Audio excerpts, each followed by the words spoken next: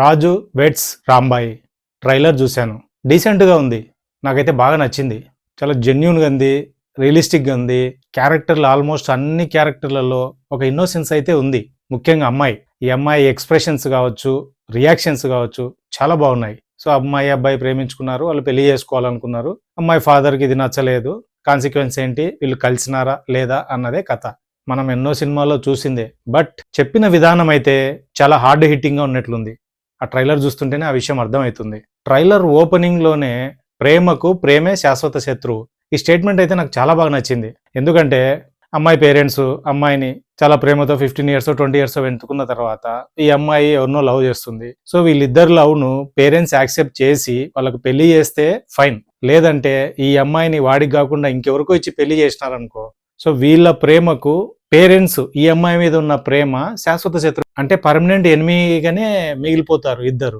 ఇలా కాకుండా ఒకవేళ ఈ ప్రేమించుకున్న వాళ్ళు ఇద్దరు లేచిపోయో ఇంకో రకంగానో పెళ్లి చేసుకుంటే పేరెంట్స్కి ఇష్టం లేకుండా, అప్పుడు పేరెంట్స్ పాయింట్ ఆఫ్ వ్యూలో వీళ్ళు కూడా అది కూడా వీళ్ళ ప్రేమకు లైఫ్ టైం అది ఎనిమిగానే ఉంటుంది. హోల్ దీన్ని ఒక స్టేట్మెంట్లో చెప్పడం ఇదైతే నాకు చాలా బాగా నచ్చింది.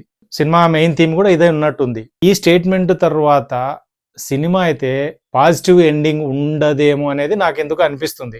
ఈ రాజు బ్యాండ్ కొడుతున్నట్టున్నాడు. ఈ బ్యాండ్ కొట్టినప్పుడల్లా అమ్మాయిలో ఒక పాజిటివ్ వైబ్, అమ్మాయి ఎక్స్ప్రెషన్స్, అమ్మాయి రియాక్షన్స్, ఫస్ట్ ఈ సౌండ్ని ఇష్టపడి తర్వాతనే వాడిని ఇష్టపడినట్టుంది. సో అలా వీళ్ళిద్దరు లవ్ ఇదంతా జరిగిన తర్వాత ఒకటి బాగుంది. అరే ఇట్లా కృష్ణమ్మ ఎవరో పెళ్లి చేసుకున్నారంట, ఎలా అంటే ఏముంది ప్రేమించినారు పెళ్లి చేసుకున్నారంట. ఇప్పుడు ఆ పిల్ల అడుగుతుంది అమ్మాయి కడుపు వచ్చిందంట అని, మనం కూడా అలా తెచ్చుకున్నామా అంటది. ఈ స్టెప్ తీసుకుంటే ఈజీగా పెళ్లి అవుతుందేమో అనేంత ఇన్నోసెన్స్ క్యారెక్టర్లలో ఉంది. ఆర్టిస్టులు కూడా అమ్మాయి సేమ్ అంతే ఇన్నోసెంట్ గా అడుగుతుంది. ఇది మామూలుగా ఇది వేరే రకంగా అడిగితే చాలా ఎబ్బెట్టుగా ఉంటుంది.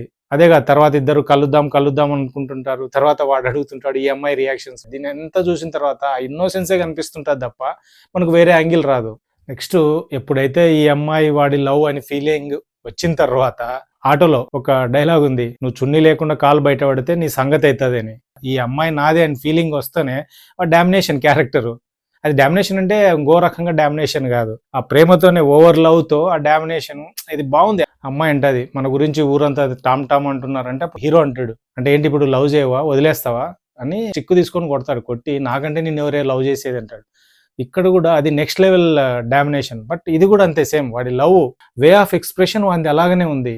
ఇవన్నీ మామూలుగా వేరే యాంగిల్ సీన్స్, బట్ ఆ ఇన్నోసెన్స్ ఉండడం వల్ల క్యారెక్టర్ల మధ్య అవి బాగా అనిపించినాయి. సో దీని తర్వాత అమ్మాయి ఫాదర్ ఎంట్రీ, ఆ క్యారెక్టర్ అదిరిపోయింది.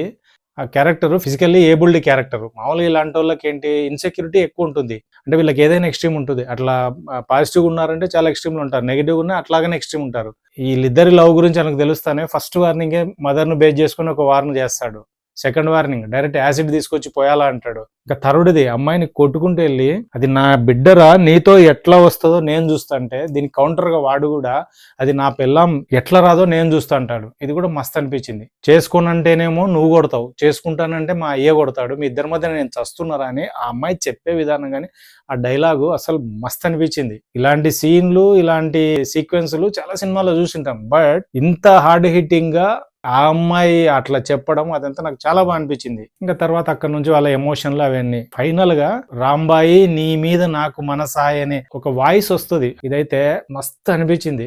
ఆర్టిస్ట్ ఇద్దరు చాలా బాగా చేసినారు, అమ్మాయి అబ్బాయి. ఫాదర్ క్యారెక్టర్ ముఖ్యంగా క్యారెక్టర్ చాలా బాగుంది. అంటే ఇంత ట్రైలర్ లోనే ఆ క్యారెక్టర్ అంత ఇంపాక్ట్ చూపించింది. సినిమాలో కూడా ఇలాంటి ఇంపాక్టే ఉంటే సినిమా అయితే వేరే లెవెల్ ఉంటుంది. సినిమాటోగ్రఫీ కూడా బాగుంది, అంటే ఆ విలేజ్ డ్రామాకు ఎలా ఉండాలో అలాగనే ఉంది. మ్యూజిక్ డైరెక్టర్ సురేష్ బొబ్బిలి, ఈయన గురించి ఇంత ముందు కూడా చెప్పిన, బట్ ఇలాంటి కాన్సెప్ట్ ఓరియంటెడ్ సినిమాలు మన వాడి దగ్గరికి వస్తే మాత్రం 100 కాదు కదా 200% అవుట్పుట్ అయితే ఇస్తున్నాడు.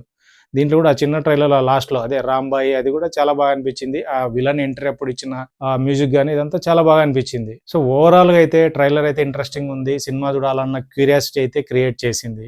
November 21 సినిమా రిలీజ్ ఉంది. చూసిన తర్వాత మరింత డీటెయిల్డ్ గా మాట్లాడుకుందాం. నా రివ్యూ కనుక మీకు నచ్చినట్లయితే లైక్ చేయండి, షేర్ చేయండి, సబ్స్క్రైబ్ చేయండి. ఇంకొక ఇంట్రెస్టింగ్ వీడియోతో మళ్ళీ కలుద్దాం. అంతవరకు Tata, by by, good bye.